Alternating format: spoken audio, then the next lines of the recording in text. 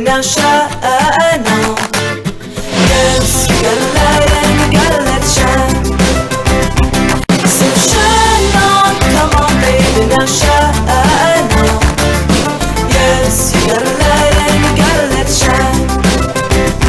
So turn your lights on, come on baby, now shine on. Yes, you got a light and you gotta let it shine. So shine on, come on baby, now shine on. Yes, you got a light and you gotta let it shine. So shine on, come on baby, now shine on. Yes, you got a light and... Halo, apa kabar? Bertemu lagi dengan saya Aldo Tulungalu. Jangan bosan-bosan ya. Kita terus membahas tentang agama, sains, dan juga sejarah di channel Nasrani Indonesia. Nah, kesempatan kali ini saya mau sedikit share mengenai waktu saya yang saya alokasikan untuk berkunjung ke Museum LAI. Makanya topik ini judulnya saya kasih visit ke Museum LAI. Sorry ya rekan-rekan kalau pada saat ini saya tidak share mengenai sains. Sebenarnya ada hubungannya juga sih sama sains karena ini ada hubungan sama naskah-naskah kuno. Kita ke suatu museum pasti mereka memelihara naskah itu dengan baik dan pasti juga ada zat pengawet naskah-naskah tersebut ya. Oke. Tanpa perpanjang lebar lagi, kita masuk ke slide yang berikutnya. Pada kesempatan yang baik ini saya mau share 5 hal di sini. Jadi yang pertama tujuan saya berkunjung ke museum ini adalah melihat salinan naskah kuno yang ada di Nusantara ini dan saya melihat kesalahan LAI dalam menerjemahkan dengan lebih jelas lagi ya. Yang kedua, alamat Museum LAI bagi saudara-saudara yang belum pernah ke Jakarta terutama atau yang sudah lama ada di Jakarta tapi belum pernah berkunjung ke museum ini, saya akan tunjukkan alamatnya. Ancar-ancarnya bagaimana. Yang ketiga, Alkitab terbesar di Indonesia. Nah, ini juga ada fotonya. Yang keempat, kitab-kitab terjemahan zaman Belanda dan LAI.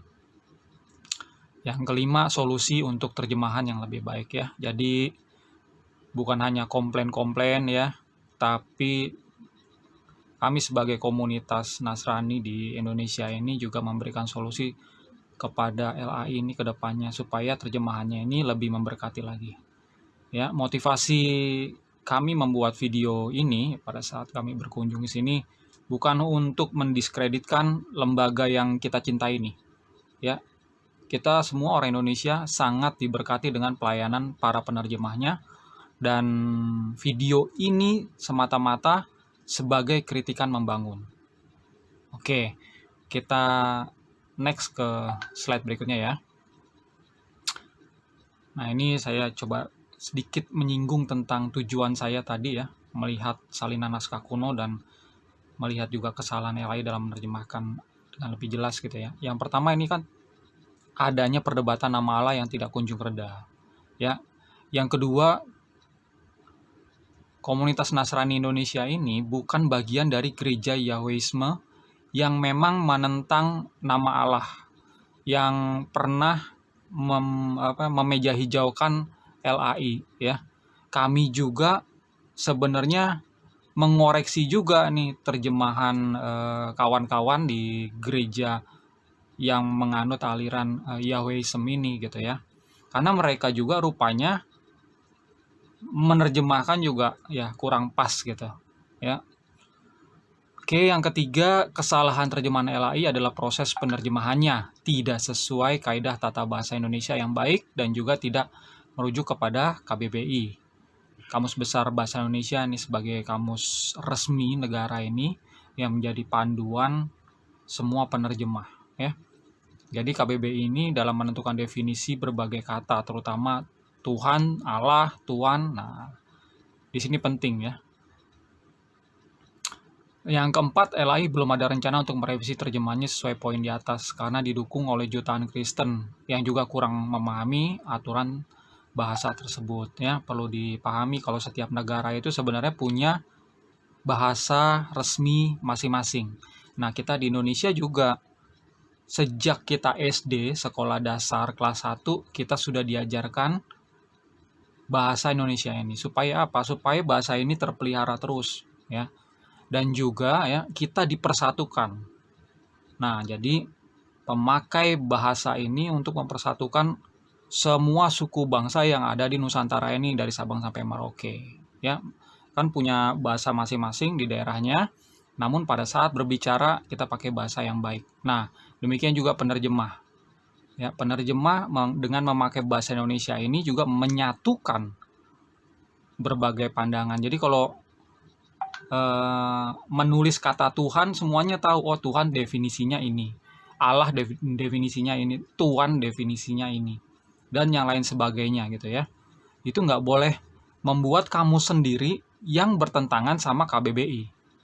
Nah, ini yang dilakukan sama rekan-rekan LAI kan gitu. Jadi ya, seperti tadi saya bilang, kalau ini adalah masukan ya. Masuk ke yang poin kedua nih, alamat Museum LAI di Jalan Salemba Raya nomor 12, depannya Rumah Sakit Carles. Ya, teman-teman kalau sudah pernah ke daerah Salemba, ini adalah Jalan Salemba ya. Nah, ini adalah LAI, di sini adalah Carles, nih Saint Carles. Gitu ya. Kalau ke arah sana ya, berarti itu ke arah utara, ke arah Ancol. Nah, kalau ke sini tuh ke arah ada ke arah Matraman, Gramedia, ke arah Cawang, Uki gitu ya. Nah, ini adalah kantor atau gedung Lembaga Alkitab Indonesia. Ini gedungnya juga cukup tinggi ya, saudara-saudara. Di lantai dasar itu ada toko buku, lantai 2 itu ada museumnya, lantai 3 itu ada perpustakaan. Jadi cukup lengkap ini.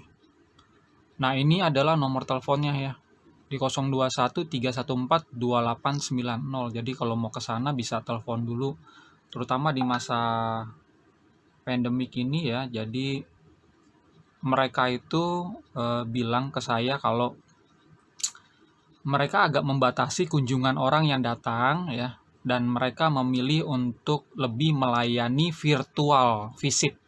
Jadi saudara-saudara bisa akses websitenya LAI, di situ bisa minta jadwal kunjungan. Nah, nanti masuk ke Google Meeting sama-sama gitu ya, berapa orang, misal 30 orang. Nah, itu akan ada guide-nya. Nah, guide-nya itu yang menjelaskan step by step gitu. Semuanya bisa mengalokasikan waktu sampai dia bilang sampai 3 sampai 4 jam bahkan kalau ingin virtual visit gitu ya. Jadi cukup menarik layanan dari mereka ini. Oke. Nah, sekarang kita masuk ya ke Alkitabnya. Kita lihat dulu nih Alkitab terbesar di Indonesia. Jadi ini adalah tangan saya nih. Ya. Ini tangan saya. Ini besar sekali. Ini ya Alkitabnya. Saya berdiri di depannya. Nah, ini adalah catatan rekor muri ya, piagamnya. Jadi kalau ke sana saudara-saudara bisa lihat Alkitab terbesar ini di lantai dasar atau lobinya. Jadi di samping kiri dari Alkitab ini itu ada meja lobi resepsionis. Oke. Kita masuk ke slide berikutnya ya, Alkitab atau kitab-kitab terjemahan zaman Belanda dan LAI. Nah, saudara bisa sebenarnya pada saat saudara masuk ke sini ada 3 bagian. Yang pertama, saudara bisa lihat sebelum masuk ke Nusantara ya, itu ada Perjanjian Lama Septuaginta, terus ada Masoretik, bisa dilihat di dalam satu ruangan tersendiri. Saya tidak fokus ke sana, saya langsung aja masuk ke ruangan di mana ada naskah-naskah di Nusantara ya, naskah-naskah Melayu terjemahan di sini di Nusantara sampai sekarang. Nah, di ruangan yang lain itu ada berbagai terjemahan bahasa daerah. Jadi ada 3 ruangan inti di dalam museum ini ya. Nah, di ruangan yang 3 itu saudara-saudara bisa lihat berbagai terjemahan bahasa daerah, termasuk bahasa Padang atau Minang ya, yang belakangan ini agak kontroversial gitu karena ada yang menentangnya. Nah, saudara-saudara, di ruangan yang kedua saya fokus, saya masuk di sana, saya bertanya jawab dengan guide-nya Pak Bambang, dan saya dapat penjelasannya yang cukup baik. Jadi memang pada saat kolonialisme Belanda datang, orang-orang dari sana termasuk penginjilnya itu datang untuk mewartakan kabar baik ya.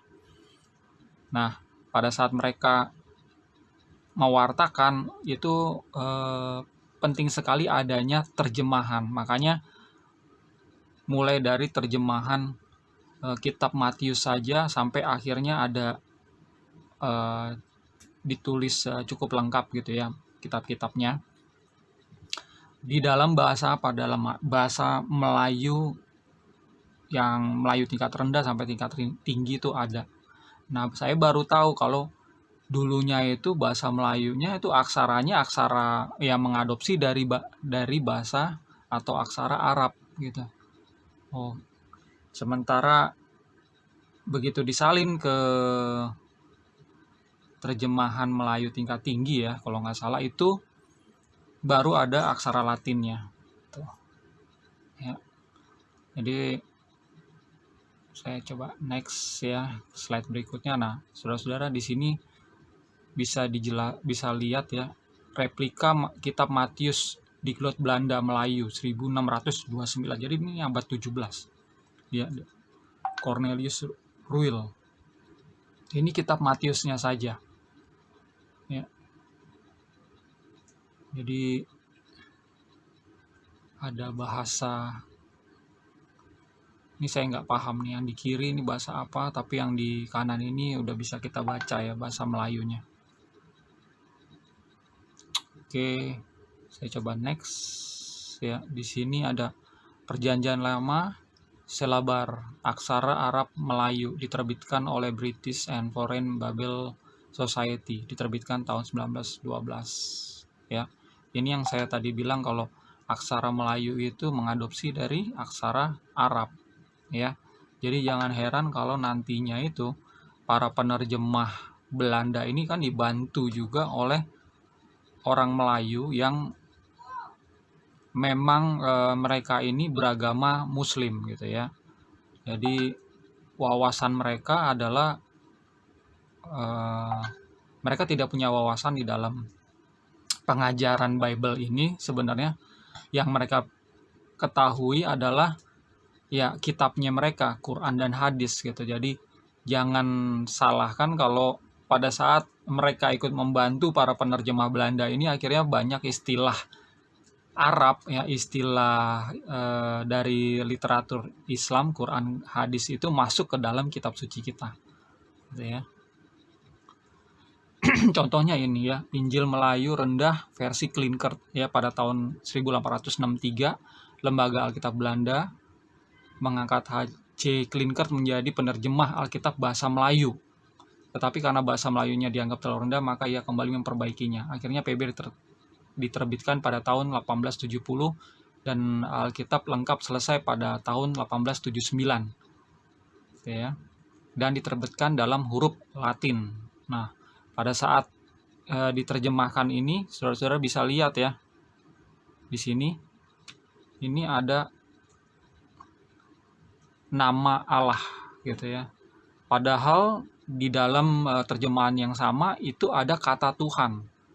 Nah, pada saat itu Indonesia belum merdeka, jadi bahasanya juga belum bahasa Indonesia, belum ada kamus. Saya tidak tahu kan artinya Allah dan definisinya Tuhan, perbedaannya tuh seperti apa tuh saya tidak tahu ya. Intinya kedua kata ini masuk ya. Walaupun tulisan Tuhan itu bukannya TUHAN tapi TOE HAN gitu. Nah, bisa saya tampilkan di slide yang berikutnya nih. Nah, Perjanjian Baru Melayu Baba diterbitkan oleh British dan Foreign Bible Society, terbitkan tahun 1913. Ini juga memuat kata Allah ya. Ini saya lingkari. Pada saat saya berkunjung nih, saya nggak bisa bolak-balik kertasnya ya, saudara-saudara. Jadi ini ada di dalam etalase kaca. Mau nggak mau saya ngeliat apa yang dipaparkan di sini gitu. Nah, di sini ada Allah gitu ya. Lalu, nah ini sudah jelas ya kita lihat.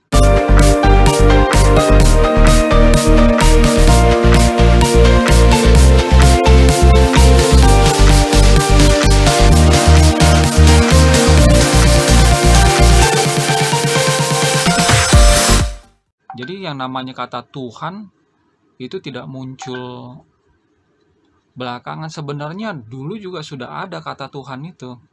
Cuma tulisannya aja yang berbeda nih. TOEHAN gitu ya. Terus ya nah di sini juga Alkitab terjemahan Leitsdeker ya. Alkitab ini diterjemahkan oleh Mensior Leitsdeker 1645 sampai 1701. Tuh, lama juga ya. Ada 50 tahun lebih. Abad 7, selesainya abad 8 awal. Dari bahasa Belanda ke dalam bahasa Melayu tinggi. Mulai diterjemahkan tahun 1691 atas permintaan gereja Batavia dan disponsori oleh VOC. Sampai wafatnya Leitsdeker berhasil menerjemahkan sampai dengan kitab Efesus 6 ayat 6. Selanjutnya diterjemahkan oleh pendeta Peter van der Voom. Diterbitkan pada tahun 1733. Oh, berarti yang tadi saya sebutkan itu 1645 sampai 1701 itu sebenarnya ini usianya si Leitsdeker ya. Oke,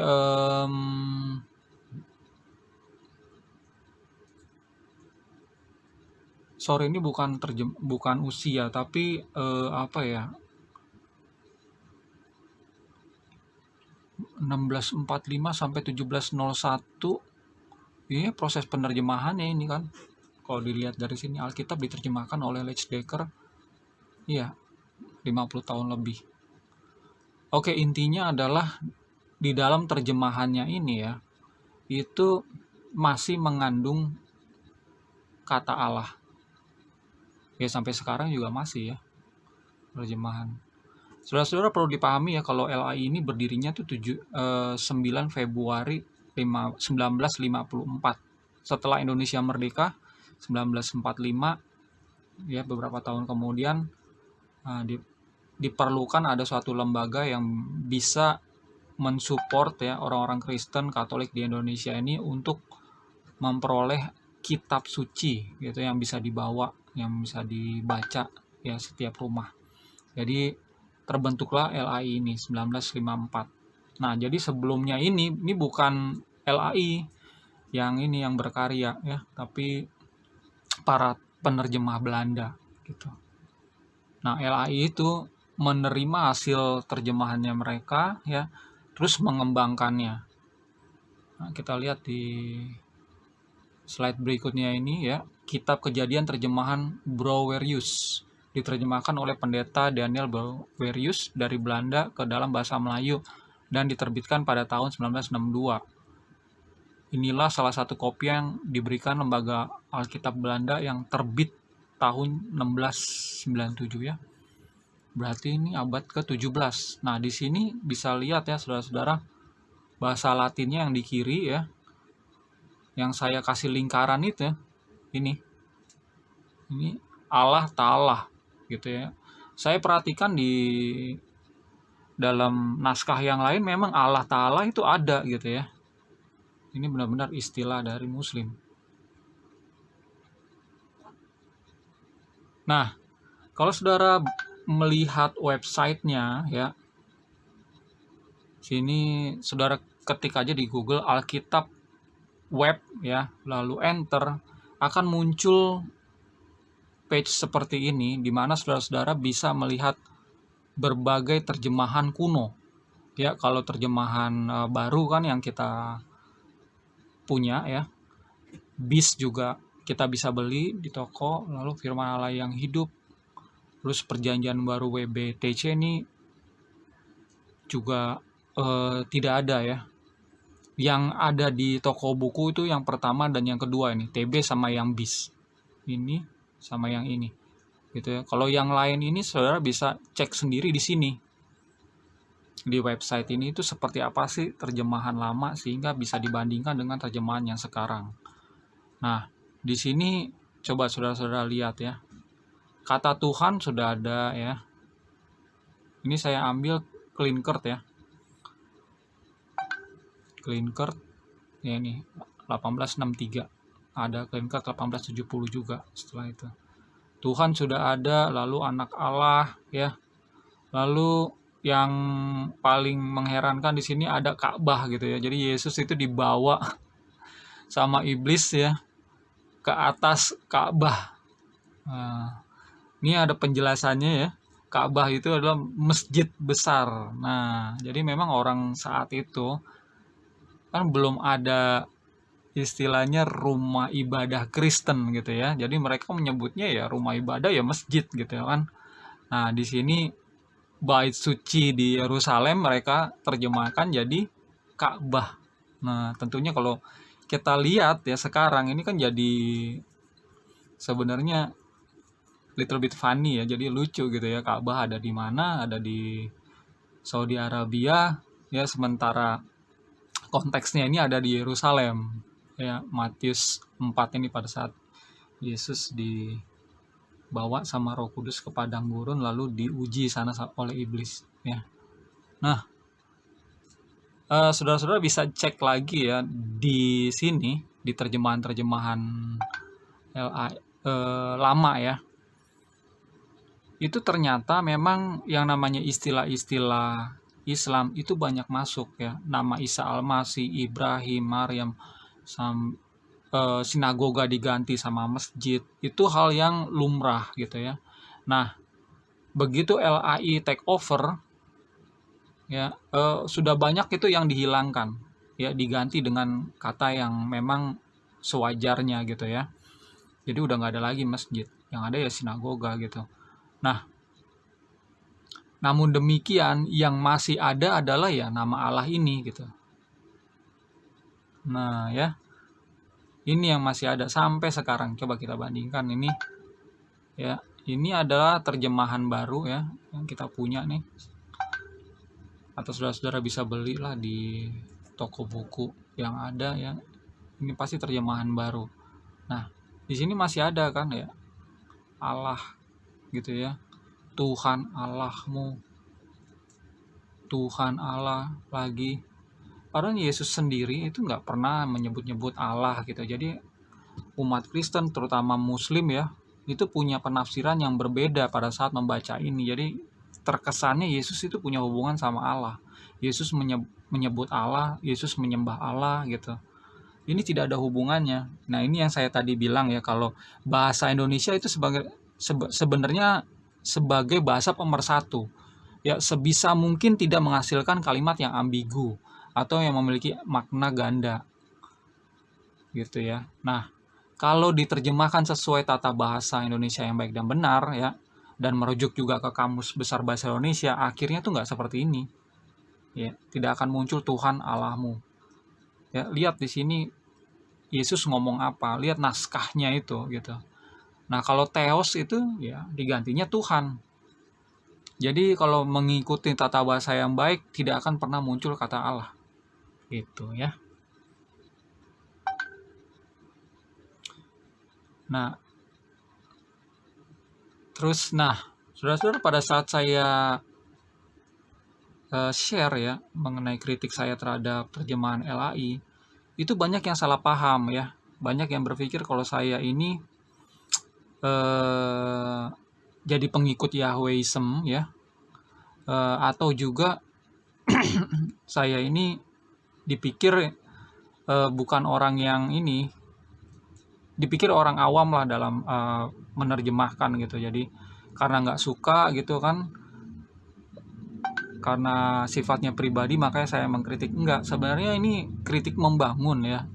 Sekali lagi saya ini bersyukur dengan adanya LAI. Saya bukan bagian juga dari teman-teman penyembah Yahweh itu gitu. Nah, fokus ya para penerjemah pada saat mereka menerjemahkan pasti ada aturannya kan, dan mereka pasti fokusnya ke sini nih. Ya. Pedoman Umum Ejaan Bahasa Indonesia. Ini baru berlaku loh, ini 2016 atau 2014 ini ya. Saya lupa. Sebelumnya adalah, kalau saudara-saudara tahu, EYD, ya ejaan yang disempurnakan. Sebelumnya lagi itu ada lagi ejaan, sampai ejaan yang pertama kali itu di bahasa Indonesia adalah ejaan Republika. Nah, kenapa berganti-ganti ya? Karena bahasa itu sifatnya berevolusi. Semua itu nggak akan sama begitu-begitu aja. Mau bahasa Aramaik pun ya dulu sama sekarang itu berubah, aksaranya juga berubah ya. Bahasa Ibrani pun juga demikian, semua bahasa berevolusi. Kenapa? Karena emang terpengaruh sama budaya yang lain, saling mempengaruhi gitu. Jadi memperkaya bahasa itu sendiri karena adanya pengaruh-pengaruh tersebut. Nah, makanya di Indonesia ini dari EYD ganti sekarang ke Pedoman Umum Ejaan Bahasa Indonesia, PUEBI. Ya. Jadi kalau mau menulis bagaimana sih pedoman ya penulisan huruf kapital, di sini ada huruf miring, itu ada semua.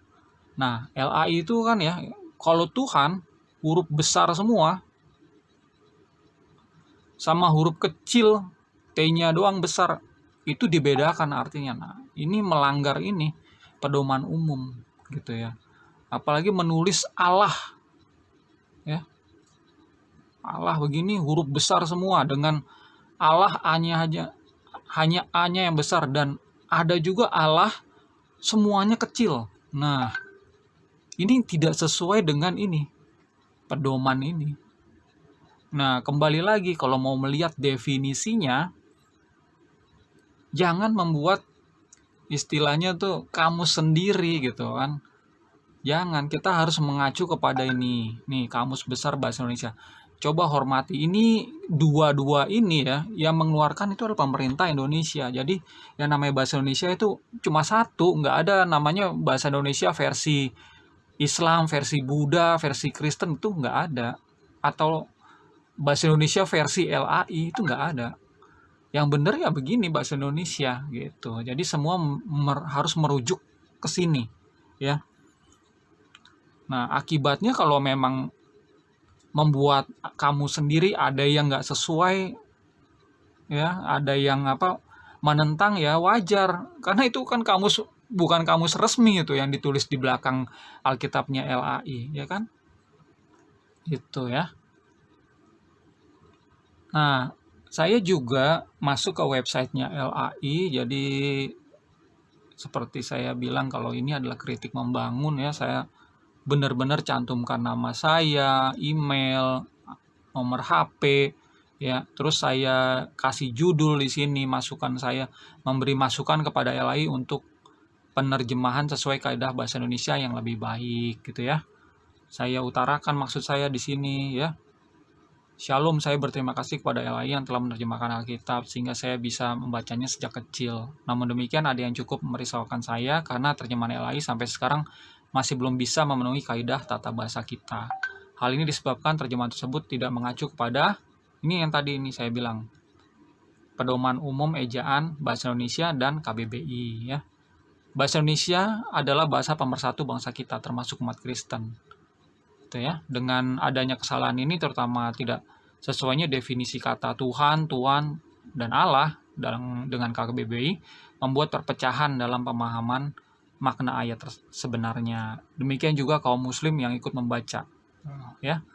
Jadi jangan sampai membaca kitab suci Kristen kok jadi mereka meyakini ini sesuai dengan ajaran mereka. Ini berbeda sekali ya. isi Alkitab dan isi Al-Qur'an gitu. Saya tidak menjelek-jelekan isi kitab agama yang lain, cuma memang kalau kita telaah ini memang berbeda ya. Sangat berbeda isinya dan kita harus akui itu. Ya. Seperti tadi saya bilang kalau Yesus itu tidak ada hubungannya sama Allah. Yesus nggak pernah menyebut Allah sekalipun, tidak pernah ya. Allah, Sang Bapa. Nah, ini kan kalau saudara-saudara Muslim tahu ya, seperti ini, mereka akan teredukasi dengan baik. Oh, ternyata seperti itu ya. Karena memang Isa jadi sosok yang sangat berbeda kan, dengan Yesus sebenarnya. Gitu. Ya, kita hormati ya keyakinan Muslim yang menyatakan itu dua sosok yang sama itu antara Isa dan Yesus. Tapi kalau kita kembali kepada kitab suci masing-masing, akhirnya jadi berbeda, ya. Terus di sini saya juga tulis yang terakhir, saya dengan senang hati menolong jika dibutuhkan lebih jauh, ya.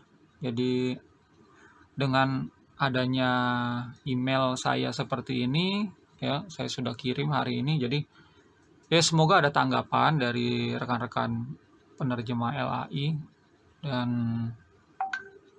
nanti kalau misalnya ada tanggapan ya, saya bisa diskusi ke sana, bisa bantu mereka juga dalam menerjemahkan. Saya coba akan share lagi lebih jauh bagaimana hasilnya. Saya yakin sih kalau semua terjemahan ya, namanya terjemahan itu tidak ada yang sempurna. Ya, pasti selalu perlu direvisi. Kenapa? Karena bahasa sendiri itu berevolusi, ya. Nah, ini aja yang bisa saya share kepada rekan-rekan. Sekarang semoga ini bisa jadi bahan masukan ya bagi rekan-rekan. Dan kita sama-sama berdoa supaya LAI ini terus dipakai Tuhan dengan luar biasa. Itu aja dari saya. Terima kasih sudah menonton video ini. Assalamualaikum, shalom, alahim. Assalamualaikum.